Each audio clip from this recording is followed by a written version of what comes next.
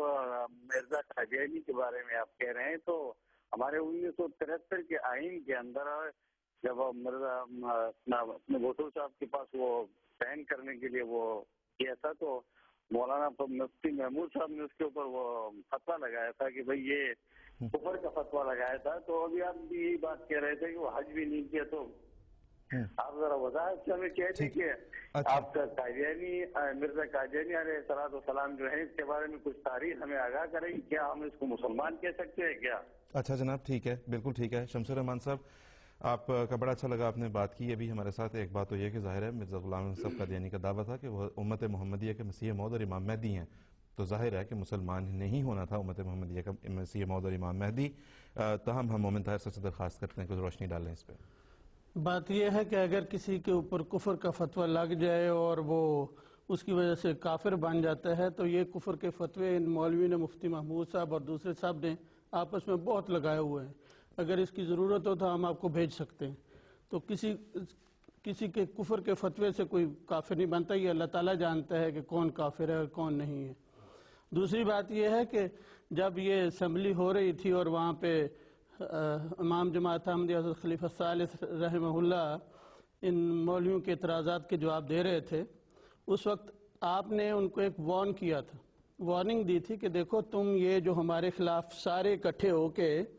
جہاں تک آپ کا یہ سوال ہے کہ وہ ایسا انہوں نے کیوں کیا، یہ تو آج تک ہم اس کے اوپر بیٹھے غور کر رہے ہیں جناب. لیکن ایک ہی بات سمجھ آ سکی ہے جو مومن طاہر صاحب نے بھی بتائی ہے کہ چونکہ حضرت اقدس محمد مصطفیٰ صلی اللہ علیہ وسلم کی پیشگوئی نے پورا ہونا تھا، لہٰذا وہ سب نے ایک طرف ہو کے تکفیر کا اور کفر کا فتویٰ جماعت احمدیہ کے خلاف دیا، جس کے نتیجے میں وہ بالکل درست کہتے ہیں یوم فرقان اس دن کو کہتے ہیں جس دن یہ اعلان ہو، بالکل درست کہتے ہیں، کیونکہ اس دن دراصل فرق کیا اللہ تعالیٰ نے ان فرقوں کے درمیان میں جن کے بارے میں رسول اللہ نے فرمایا کہ وہ ناری ہوں گے، اور اپنی جماعت کی بھی نشاندہی اللہ تعالیٰ نے اس طرح سے واضح طور پہ فرما دی. تو گلفراز خان صاحب جناب، بڑا اچھا لگا آپ سے بات کر کے. مولانا طاہر مجیب راشد صاحب میں سے بات کرنا چاہتا ہوں کہ حسن صاحب انہوں نے ذکر کیا ہے کہ ہمیں بڑی حیرت ہوتی ہے کہ کس طرح ان لوگوں نے جو نیک تھے انہوں نے یہ فیصلہ کر لیا.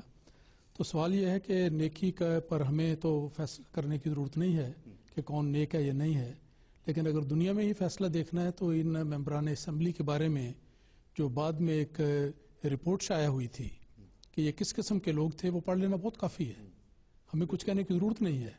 باقی جو انہوں نے فیصلہ کیا ہے اس کی حقیقت اس طرح بھی سمجھنی چاہیے کہ جیسا کہ بھی پہلے مومن صاحب نے ذکر کیا کہ اس وقت حضرت امام جماعت احمدیہ رحمہ اللہ تعالیٰ نے بڑے کھل کے یہ بات بیان کی تھی کہ ہم دیکھیں، ہم آپ سے کوئی فتویٰ لینے نہیں آئے، ہم آپ سے اپنے مسلمان ہونے کی سند لینے نہیں آئے.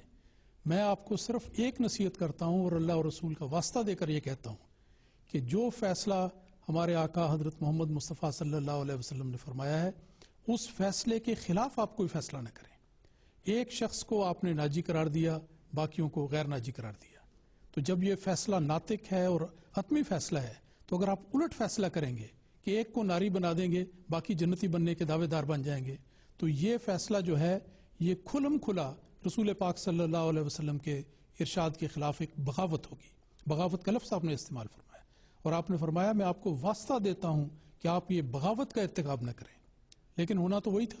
دراصل بات تو یہ ہے جو اندر کی بات بتائی جاتی ہے کہ فیصلہ تو ہو چکا تھا، وہ تو صرف ممبران اسمبلی کو جمع کیا گیا کہ اس پر ایک انگوٹھا لگا دیا جائے اور اس کو ایک سند بنا دیا جائے، ورنہ فیصلہ تو پہلے سے طے شدہ تھا. اور عجیب بات یہ ہے کہ عدالت جب ایک فیصلہ کرتی ہے تو اس میں دونوں طرف کے دلائل کا ذکر کیا جاتا ہے کہ یہ اعتراض اٹھایا گیا، یہ جواب دیا گیا، یہ بات ہے، یہ وجہ ہے، یہ قصور ہے، یہ الزام ہے، پھر اس کی بنا پر جج فیصلہ کرتا ہے کہ ہم یہ فیصلہ کرتے ہیں. عجیب بات ہے، اور آپ کی جو حیرانی ہے اس میں ہم بھی شامل ہیں. ہمیں اس بات کی حیرت ہے کہ جو فیصلہ سنایا گیا اس میں ہرگز کسی دلیل اور وجہ کا ذکر نہیں، صرف یہ فیصلہ العنان اپنی طرف سے کر دیا گیا کہ ہم یہ فیصلہ کرتے ہیں. جیسے ہم میں ایک خدائی روب اور قوت کا اظہار کرنا مقصود ہوتا ہے کہ ہم یہ فیصلہ کرتے ہیں کہ یہ لوگ دائرہ اسلام سے خارج ہیں. اور اخبارات میں شہ سرخیاں لگائی گئیں کہ مسلمانوں کے 72 فرقوں نے مل کر ایک قادیانیوں کو دائرہ اسلام سے خارج کر دیا. گویا اس بات پر انہوں نے مہر ثبت کر دی کہ ہم نے حضرت صلی اللہ علیہ وسلم کے فیصلے کے خلاف بغاوت کی ہے. تو یہ بات قابل حیرت ہے، اس کا سوال ہونا چاہیے. اور ابھی پچھلے پروگرام میں ذکر آیا تھا کافی تفصیل سے اس کے بارے میں تفصیل اس کی بات ہو چکی ہے. جزاک اللہ. بالکل بالکل.